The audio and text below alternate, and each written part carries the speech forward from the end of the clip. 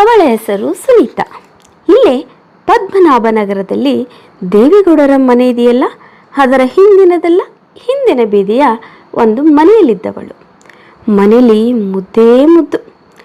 ಮೊದಲಿಂದಲೂ ಕಾಂಪ್ಲೇನ್, ಬೋರ್ಮಿಟಾ, Horlicks, ice cream, dairy ಮಿಲ್ಕನ್ನು ತಿಂದು ಬೆಳೆದ ಹುಡುಗಿಯವಳು. ಅದೇ ಕಾರಣದಿಂದ ನೈಸ್ ಅನ್ನೋ ಥರ ಇದ್ಲು. ರೂಪದಲ್ಲಿ ಹೆಂಗಿದ್ಲು ಗೊತ್ತೇನ್ರಿ? ಈ ಸಾನಿಯಾ ಮಿರ್ಜಾ ಇದ್ದಾಳಲ್ಲ, ಅವಳಿಗಿಂತ 10 ಮಾರ್ಕ್ ಕಡಿಮೆ ಅಂತ ಸುಂದರಿ ಅವಳು. ಇಂಥ ಸುನೀತೆಗೆ ಇದ್ದ ದೊಡ್ಡ ಕ್ರೇಜ್ ಅಂದರೆ ಮಲ್ಲೇಶ್ವರಂ 8ನೇ ಕ್ರಾಸ್ಗೆ ಹೋಗಿ ಹಾಗೆ ಸುಮ್ಮನೆ ಒಂದು ರೌಂಡ್ ಹೊಡೆಯೋದು, ಮನೆಗೆ ವಾಪಸ್ ಬರೋಕ್ಕಿಂತ ಮುಂಚೆ ಜನತಾ ಹೋಟೆಲ್ಗೆ ನುಗ್ಗಿ ಮಸಾಲೆ ದೋಸೆ ತಿನ್ನೋದು, ಆಮೇಲೆ ಆಶಾ ಸ್ವೀಟ್ಸ್ಗೆ ನುಗ್ಗಿ ರಸಗುಲ್ಲಕ್ಕೆ ಒಂದು ಗತಿ ಕಾಣಿಸೋದು, ಆಮೇಲೆ ಸ್ಕೂಟಿ ಹತ್ಕೊಂಡು ಟಿಂಗ್ ಟಿಂಗ್ ಅಂತ ಹಾರು ನೋಡಿಕೊಂಡು ರಾಯ್ ಅಂತ ಸೀದಾ ಪದ್ಮನಾಭನಗರಕ್ಕೆ ಬಂದುಬಿಡೋದು. ಹೇಳಿ ಕೇಳಿ ಸುಂದ್ರಿ. ಹುಡುಗರು ಸುಮ್ಮನೆ ಇರ್ತಾರಾ? ಇಲ್ಲ ಸ್ವಾಮಿ, ಖಂಡಿತ ಸುಮ್ಮನೆ ಇರಲ್ಲ. ಆ ಮಲ್ಲೇಶ್ವರದ ಅಷ್ಟು ಹುಡುಗರು ಇವಳ ಹಿಂದೆನೇ ಸುತ್ತುತ್ತಾ ಕಾಳು ಹಾಕೋಕ್ಕೆ ಟ್ರೈ ಮಾಡ್ತಿದ್ರು. ಇವಳು ಸುಮ್ಮನೆ ಒಂದ್ಸಲ ಕಣ್ಣು ಹೊಡೆದು ಅಷ್ಟು ಹುಡುಗರನ್ನು ನಿವಾಳಿಸಿ ಸ್ಕೂಟಿ ಹತ್ತಿ ಬಿಡ್ತಾ ಇದ್ಲು. ಇಂಥ ಸುಂದರೋಪ ಸುಂದರಿಗೆ ಕಾಳು ಹಾಕಲು ಹೋಗಿ ಗೆದ್ದು ಬಿಟ್ಟ ಭೂಪನ ಹೆಸರು ಸುಧೀರ. ಅದೇ ಮಲ್ಲೇಶ್ವರದ ರಿಜಾಯ್ಸ್ ಥಿಯೇಟರ್ ಇಲ್ಲೂರ ಆ ಏರಿಯಾದವನು. ಹುಡುಗ ಮೊದಲೇ ಸಾಫ್ಟ್ವೇರ್ ಪ್ರಾಡಕ್ಟು. ಇಡೀ ಒಂದು ವಾರ ದುಡಿದು ತಲೆ ಕೆಟ್ಟೋಗಿರ್ತಾ ಇತ್ತಲ್ಲ, ಅದೇ ಕಾರಣಕ್ಕೆ ವಾರವೂ 8ನೇ ಕ್ರಾಸಿಗೆ ಬಂದು ಬೆಳಗಿಂದ ಸಂಜೆ ತನಕ ಅದೇ ರೋಡಲ್ಲಿ ಈ ಕಡೆಯಿಂದ ಆ ಕಡೆಯಿಂದ ಈ ಕಡೆ ಅಡ್ಡಾಡ್ತಿದ್ದ. ಹೀಗಿರುವಾಗ ಅದೊಂದು ದಿನ ಮಿಂಚಿಂಗೋ ಅನ್ನುವಂತೆ ಸಿಂಗಾರ ಬಂಗಾರಗೊಂಡಿದ್ದ ಸುನೀತಾ ಈ ಹೈದ ಕುಳಿತಿದ್ದ ಜನತಾ ಹೋಟೆಲ್ನಲ್ಲಿಯೇ ಇವನ ಎದುರಿಗಿದ್ದ ಟೇಬಲ್ನಲ್ಲಿಯೇ ಮಸಾಲೆ ದೋಸೆ ತಿಂತ ಕೂತಿದ್ಲು. ಅವಳನ್ನು ಕಂಡಿದ್ದೇ ಈ ಹುಡುಗನಿಗೆ ಹಾಸ್ಯ ಶುರುವಾಯಿತು. ಪ್ರೀತಿಯ ಕಿಕ್ಕೇರಿತು. ಬದುಕು ಅಂತೇನಾದರೂ ಇದ್ದರೆ ಇಂಥ ಸುಂದರಿಯ ಜೊತೆ ಇರಬೇಕು, ಇಲ್ದಿದ್ರೆ ಬದುಕಿದ್ದು ಪ್ರಯೋಜನವೇನು ಅಂದ್ಕೊಂಡ. ತಕ್ಷಣವೇ ಎಲ್ಲ ದೇವರನ್ನು ಬೇಡ್ಕೊಂಡ. ಆದದ್ದಾಗಲಿ, ನಾನಂತೂ ಈಗಲೇ ಪ್ರಪೋಸ್ ಮಾಡೇ ಬಿಡ್ತೀನಿ, ಅವಳು ಒಪ್ಕೊಳ್ಳೋ ಹಂಗೆ ಮಾಡಪ್ಪ ದೇವರೇ ಅಂದ್ಕೊಂಡವನು ಕೂತಲ್ಲೇ ಒಮ್ಮೆ ಮಿಸುಕಾಡಿ ಅವಳಿಗಷ್ಟೇ ಕೇಳಿಸುವ ದನಿಯಲ್ಲಿ love me or hate me ಅಂದೇ ಬಿಟ್ಟ. ಸುನೀತಾ ಒಮ್ಮೆ ಕತ್ತೆತ್ತು ನೋಡಿದ್ಲು. ಎದುರಿಗಿದ್ದವನು ಸುಂದರನಂತೆ ಕಂಡ. ಅವನ ಕಣ್ಣಲ್ಲಿ ಪ್ರಾಮಾಣಿಕತೆ ಇತ್ತು, ಪ್ರೀಸೇ ಎಂಬ ವಿನಂತಿ ಇತ್ತು, ಅಮ್ಮೂರ ಗಂಡನಾಗುವ ಪ್ಯಾದೆತನವಿತ್ತು. ಅದುವರೆಗೂ ಯಾರಿಗೂ ಒಲೆಯದಿದ್ದ ಈ ಸುಂದರಿ ಅವತ್ತು ಆ ಮಸಾಲೆ ದೋಸೆಯು ಬೆರಕಾಗುವ ಥರ ನಡೆದುಕೊಂಡ್ಳು. ಎಸ್, ಅವಳು ಸುಧೀರನನ್ನೇ ತಿನ್ನುವಂತೆ ನೋಡುತ್ತಾ kiss me or kill me ಅಂದ್ಬಿಟ್ಲು. ಮರುಕ್ಷಣವೇ ಅವರಿಬ್ಬರ ಲವ್ ಪಾಸ್ ಆಯಿತು. ಆಮೇಲೂ 1-2 ವಾರ ಅದೇ ಜನತಾ ಹೋಟೆಲಲ್ಲಿ ಇವರಿಬ್ಬರು ಲಲ್ಲೆ ಹೊಡೆದ್ರು. ಅದೇ ವೇಳೆಗೆ ಈ ಸುಧೀರ ಅವಳಿಗೊಂದು ಮೊಬೈಲ್ ಕೊಡಿಸ್ದ, ಲೈಫ್ ಟೈಮ್ ಕರೆನ್ಸಿ ಹಾಕಿಸ್ದ. ಸಖತ್ ಖುಷಿಯಾದ ಬೆಡಗಿ ಅವನನ್ನು ಸೀದಾ ಮನೆಗೆ ಕರೆದೊಯ್ದು ಎಲ್ರಿಗೂ ಪರಿಚಯ ಮಾಡಿಸಿದ್ಲು. ಹೇಳಿ ಕೇಳಿ ಸಾಫ್ಟ್ವೇರ್ ಹುಡುಗ, ಒಪ್ಪದೇ ಇರೋಕ್ಕಾಗತ್ತಾ? ಹುಡುಗಿ ಮನೆಯಲ್ಲಿ ಒಪ್ಪಿದ್ರು. ಕೆಲವೇ ದಿನದಲ್ಲಿ ಹುಡುಗನ ಮನೆಯವರು ಒಪ್ಪಿ ಎಂಗೇಜ್ಮೆಂಟ್ ಕೂಡ ಮುಗಿಸ್ಬಿಟ್ರು. ಆವತ್ತಿಂದ ಶುರುವಾಯಿತು ನೋಡಿ, ಹಗಲು ರಾತ್ರಿ ಇಬ್ಬರು ಸುತ್ತಿದ್ದು. ಅಷ್ಟಾದಮೇಲೂ ಮೊಬೈಲ್ನಲ್ಲಿ ಇಬ್ಬರು ಹರಟಿದ್ದು. ಎಷ್ಟೋ ಬಾರಿ ಇಡೀ ರಾತ್ರಿ ಮಾತಾಡ್ತಾನೆ ಇರ್ತಿದ್ದಂತೆ ಇಬ್ಬರು. ನಿಮ್ಮ ಹತ್ರ ಸೀಕ್ರೆಟ್ ಎಂಥದ್ದು ಸ್ವಾಮಿ? ಟಾಯ್ಲೆಟ್ಗೆ ಹೋದಾಗ ಕೂಡ ಇಬ್ಬರು ಮೊಬೈಲ್ ಹಿಡ್ಕೊಂಡೇ ಹೋಗಿದ್ರಂತೆ.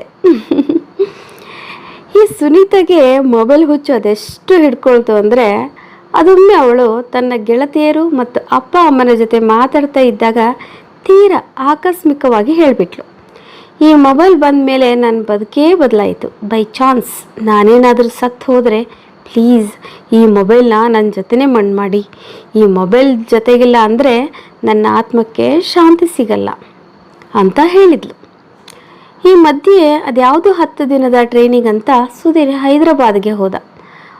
ಹೇಗಿದ್ರೂ ಮೊಬೈಲ್ ಇತ್ತಲ್ಲ, ಇಬ್ಬರು ಹಗಲು ರಾತ್ರಿ ಟಾಕಿಂಗೋ. ಅವ್ರದ್ದು 24x7 ಚಾನಲ್ ಥರ. ಹೀಗಿರುವಾಗಲೇ ಅದೊಂದು ಸಂಜೆ ಸುನೀತಾ ಯಾರೊಂದಿಗೋ ಮಾತಾಡ್ಕೋತಾ ಝುಮ್ ಅಂತ ಬರ್ತಿದ್ದಾಗಲೇ ಅನಾಹುತ ನಡೆದೇ ಹೋಯಿತು. ಸ್ಕೂಟಿ ಸ್ಕಿಡ್ ಆಗಿ ಸುಂದರಾಂಗಿ ಸುನೀತಾ ಕಥೆಯಾಗಿ ಹೋದಳು. ಬನಶಂಕರಿಯ ಸ್ಮಶಾನಕ್ಕೆ ಅವಳ ಶವ ಸಾಗಿಸುವಾಗ ಒಂದು ತಮಾಷೆ ನಡೀತು. ಎಲ್ಲ ಪೂಜೆಯ ನಂತರ ಶವನ ಎತ್ಕೊಳ್ಳೋಕ್ಕೆ ಹೋದರೆ ಅದು ಮೇಲೇಳಲೇ ಇಲ್ಲ. ಅರೆ, ಇದೇನಪ್ಪ ವಿಚಿತ್ರ ಎಂದು ಎಲ್ಲರೂ ಬೆರಗಾಗಿ ನಿಂತಿದ್ದಾಗಲೇ ಬಹುಶಃ ಈ ಹುಡುಗಿಯ ಯಾವುದೋ ಆಸೆ ಈಡೇರಿಲ್ಲ ಅನಿಸುತ್ತೆ, ಅದಕ್ಕೆ ಹೀಗಾಗ್ತಾ ಇದೆ ಅಂದರು ಯಾರೋ. ತಕ್ಷಣವೇ ರಾಜಕಾರಣಿಯೊಬ್ಬರಿಗೆ ಪೂಜೆ ನಡೆಸಿಕೊಡಲು ಕೇರಳದಿಂದ ಬಂದಿದ್ದ ಸುನೀತಳಿದ್ದ ಪದ್ಮನಾಭ ನಗರದಲ್ಲೇ ತಂಗಿದ್ದ ವಾಮಚಾರಿಯೊಬ್ಬನನ್ನು ಕರೆತಂದು ವಿಷಯ ತಿಳಿಸಲಾಯಿತು. ಆತ ದಡಬಡಿಸಿ ಬಂದವನೇ ಶವದ ಹಣೆಯ ಮೇಲೆ ಕೈಯಿಟ್ಟು ಆತ್ಮದೊಂದಿಗೆ ಮಾತುಕತೆ ನಡೆಸಿ, ಇದಕ್ಕೆ ಮೊಬೈಲ್ ಬೇಕಂತೆ, ಕೊಡ್ರಿ ಅಂದ. ತಕ್ಷಣವೇ ಸುನೀತಾಳ ಎತ್ತವರಿಗೆ ಆಕೆ ಹಿಂದೊಮ್ಮೆ ಹೇಳಿದ್ದು ನೆನಪಾಯಿತು.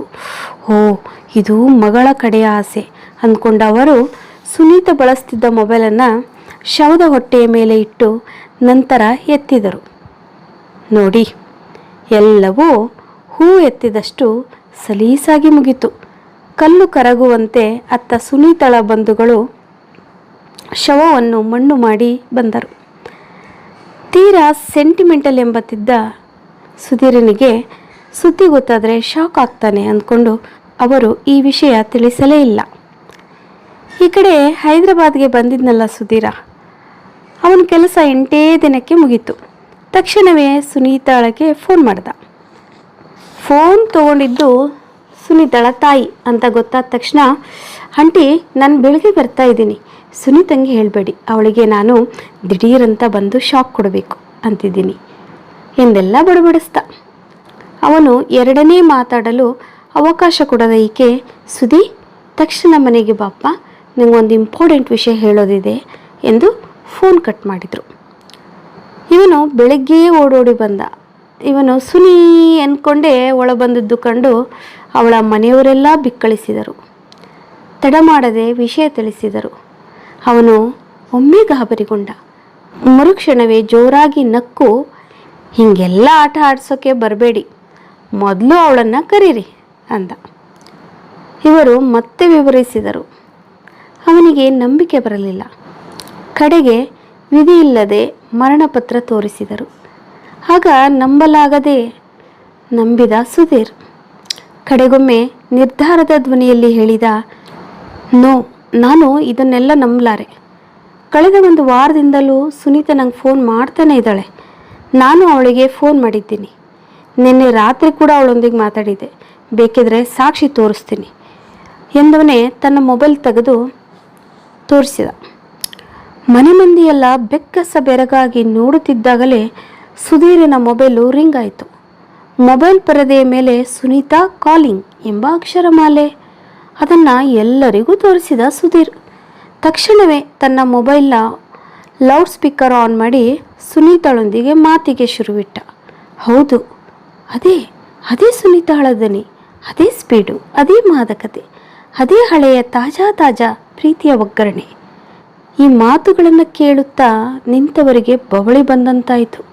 ಶಿವ, ಸತ್ತು ಹೋದವಳು ಮಾತಾಡಲು ಸಾಧ್ಯವೇ ಎಂದು ಮತ್ತೆ ಯೋಚಿಸಿದ.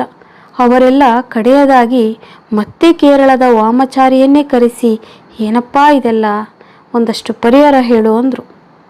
ಅವನು ಮತ್ತೆ ಆತ್ಮದ ಜೊತೆ ಸಂಭಾಷಣೆ ನಡೆಸಿ ಹೀಗೆ ಘೋಷಿಸಿದ, ಹೌದು, ಆತ್ಮಕ್ಕೆ ಸಾವಿಲ್ಲ.